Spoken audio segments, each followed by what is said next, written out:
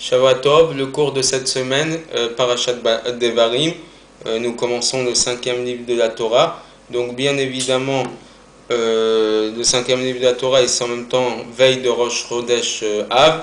Donc demain lundi, nous sommes le jour de Rosh Chodesh et nous commencerons à la sortie de demain soir, donc la semaine maigre, Shavuot Shechalbo, donc la semaine de Tisha B'Av. Et à partir de cette période-là, pendant les 10 jours jusqu'au mercredi 6 août, sont considérés comme la semaine maigre, dans laquelle toutes les règles de deuil que sont censés porter les gens de manière individuelle sont généralisées pendant cette semaine. Donc ne pas manger de viande, ne pas boire de vin et d'alcool, ne pas se laver. Toutes ces règles-là vont prendre effet pour nous tous, puisque nous rentrons dans la dernière semaine avant le Tisha B'Av, Charbev comme on dit chez nous, la période la plus compliquée du judaïsme. Peut-être que j'évoquerai à la fin du cours le Shabbat, donc intermédiaire entre le début du mois de Av et Tisha B'Av, pour vous dire simplement que ce Shabbat-là, il faudra, malgré le fait que ce soit une semaine difficile, intensifier dans la joie, puisque justement c'est lui qui crée le paradoxe de la semaine en cours. Évidemment, samedi soir après Shabbat, il faudra éviter de boire du vin de Havdalah dans la Havdalah, puisqu'on rentrera dans cette nouvelle période jusqu'au mercredi d'interdit de vin.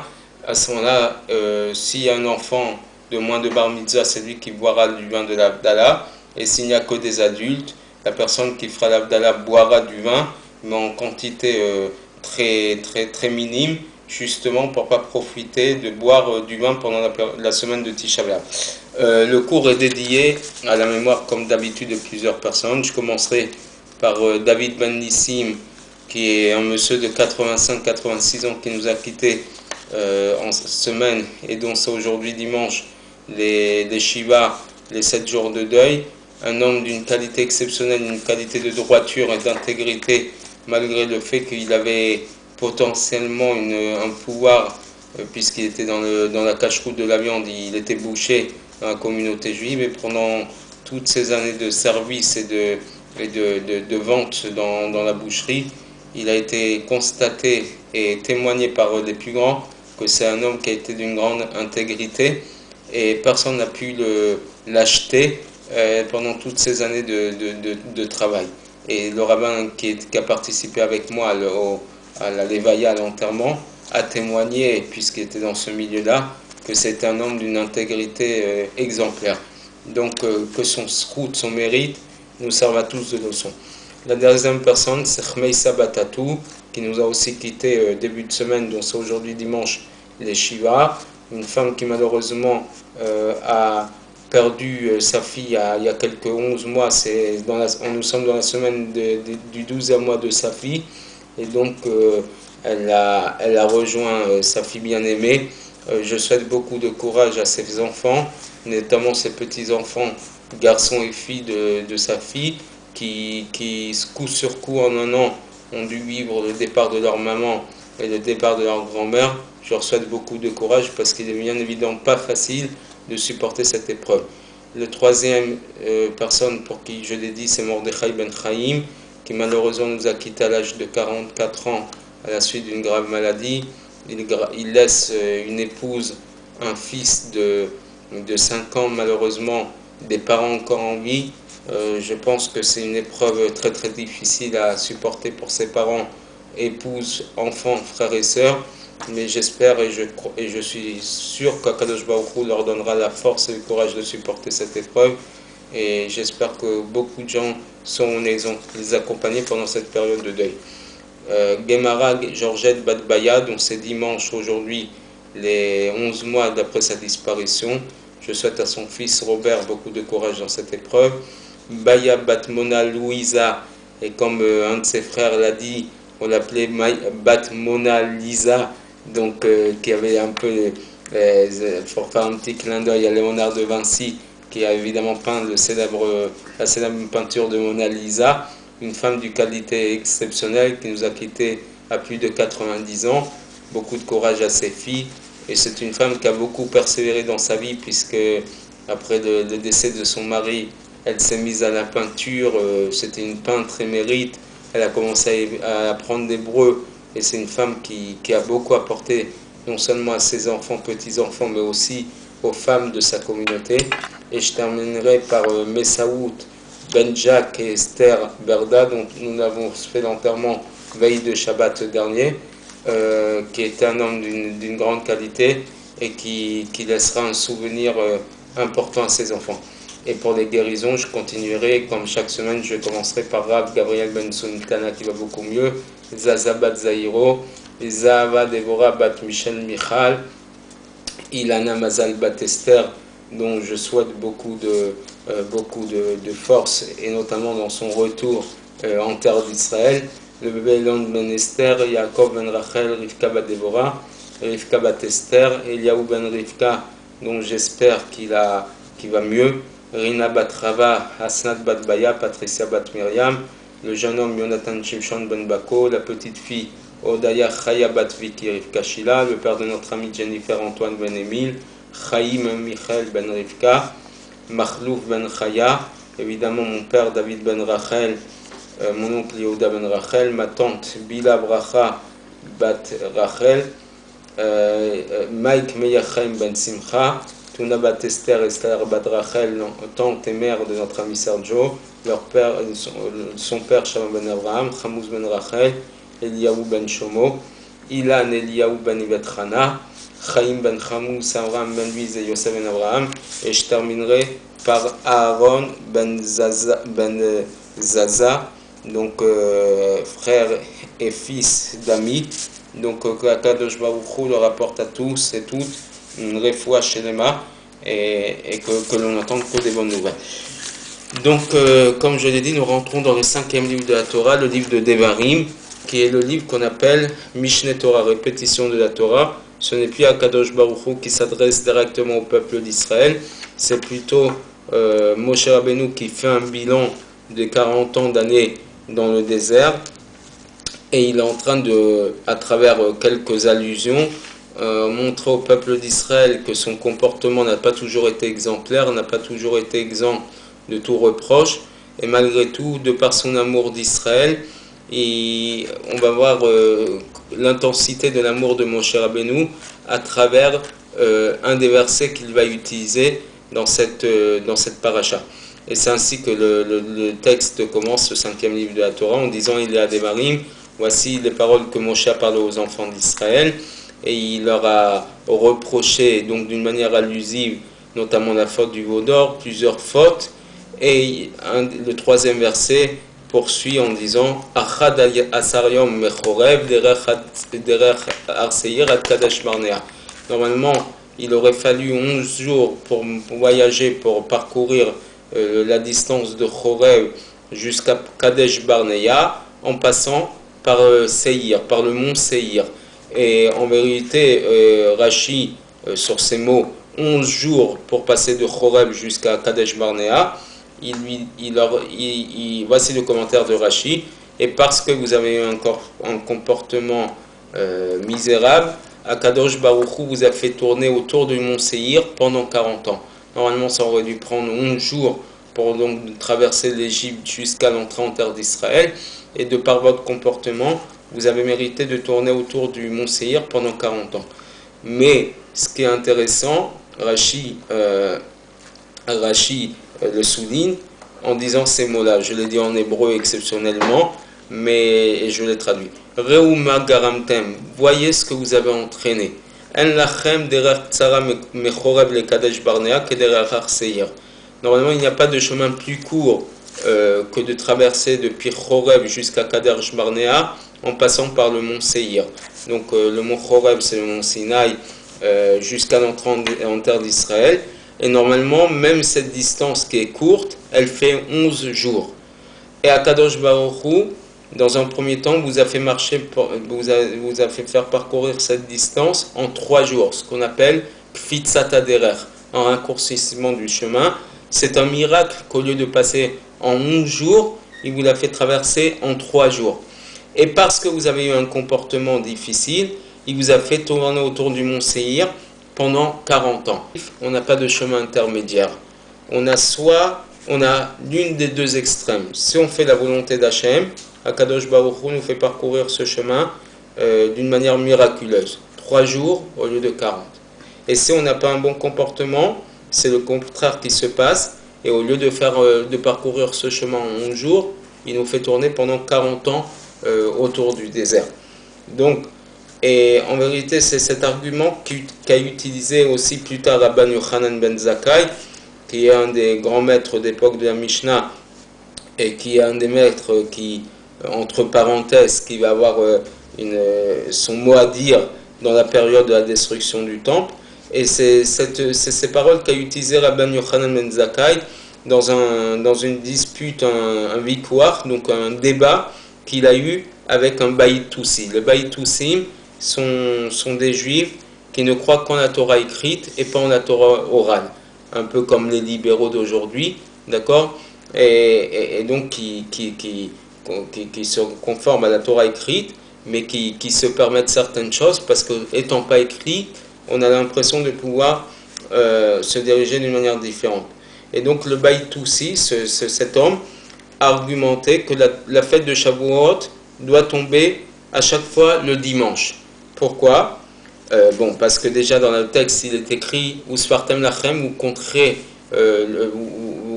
après les 49 jours du conte de Homer, vous arriverez à la fête de Shavuot, Mimachorat à Shabbat, le lendemain du Shabbat. Donc comprenant les choses textuellement, il explique que le lendemain du Shabbat, Shabbat étant samedi, le lendemain c'est le dimanche. Mais son argument de base à ce juif, ce Baït Toussi, ça a été que Moshe Rabbeinu il avait un amour d'Israël, et donc en sachant que la fête de Shavuot ne durait qu'un seul jour, notamment en Eretz Israël, chez nous ça dure 2 jours, donc il a institué à la faire après Shabbat pour qu'Israël ait un profit de cette fête pendant 2 jours. Il est Shabbat suivi d'un dimanche, 2 jours consécutifs de Yom Tov, 2 jours de fête. Alors Rabban Yochanan ben Zakkai lui a répondu, mais si Moshe Rabbeinu avait un amour d'Israël, il aimait les Juifs, pourquoi il les a retardés dans le désert pendant 40 ans? Donc comme si que Moshe Rabbeinu n'aime pas le peuple d'Israël. Étonnant de la part de Rabban Yochanan ben Zakkai. Il est comme si qu'il est en train de dire à quelqu'un qui est virulent contre qui est virulent contre la Torah, que Moshe Rabbeinu n'aime pas le peuple d'Israël. Et donc on doit comprendre ce dialogue et la réponse de Rabban Yochanan ben Zakkai. Est-ce qu'il est en train de contester que Moshe Rabbeinu aimait Israël? Et en vérité, quel rapport y a-t-il entre les deux sujets, entre l'argument du Baït Toussi et la réponse de Rabban Yochanan ben Zakkai? Alors l'explication, c'est que l'argument du Baït Toussi cache une vision du monde très profonde. Les Baït Toussim, comme il est connu, croyaient qu'en la Torah écrite et pas en la Torah orale. La différence essentielle qu'il y a entre la Torah écrite et la Torah orale, c'est que la Torah écrite a été donnée directement de la part de Dieu, d'accord, d'en haut, alors que la Torah orale, bien qu'elle vienne de la part de Dieu, passe par le cerveau, l'intellect, l'investissement des sages d'Israël pendant chaque génération. Aujourd'hui, on utiliserait d'une manière assez péjorative l'interprétation des sages. Beaucoup, lorsqu'ils ne veulent pas croire en un sujet ou quelque chose, ils me disent oui, mais le rabbin interprète.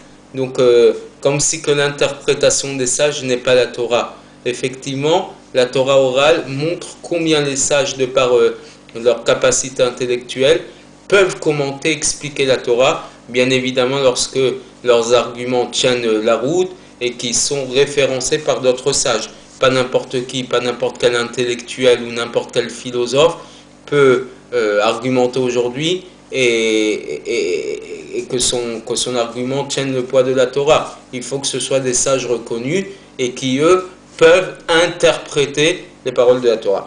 Les Baït Toussim croyaient qu'en ce qui a été donné par Hachem, et ils ne comprenaient pas la qualité du travail fait par l'homme. Et c'est pour ça qu'ils ont pensé que parce que Moshe Rabbeinu a un amour d'Israël, il a institué que la fête de Shavuot doit tomber le lendemain du Shabbat, qui souligne un plaisir qui est amené directement par Hachem, sans que l'homme ne soit obligé d'investir et de se fatiguer pour s'attacher à Dieu. Rabban Yochanan ben Zakkai lui a répondu que selon sa perception de l'amour d'Israël, si on comprend comme ça, pourquoi Moshe Rabbeinu les a retardés dans le désert pendant 40 ans. Si l'amour d'Israël, ça veut dire des cadeaux d'en haut sans fatigue, pourquoi Moshe Rabbeinu les oblige à marcher pendant 40 ans dans le désert, alors que l'on sait que dans le désert, nous avons des conditions de vie très très difficiles, du labeur, de la fatigue, sans eau, sans nourriture naturellement perceptible. Donc c'est pas ça de montrer l'amour de Moshe Rabbeinu. Mais le comportement, il lui explique que le comportement de Moshe Rabbeinu montre un pan beaucoup plus profond de son amour d'Israël. Parce que Moshe Rabbeinu a un amour d'Israël véritable, il veut que les béné Israël perçoivent le niveau spirituel, pas comme un cadeau gratuit, mais par leur investissement. Plus on investit dans la spiritualité, et plus le cadeau devient plus profond. Ça serait comme donner de la nourriture aux enfants que de leur donner gratuitement les choses.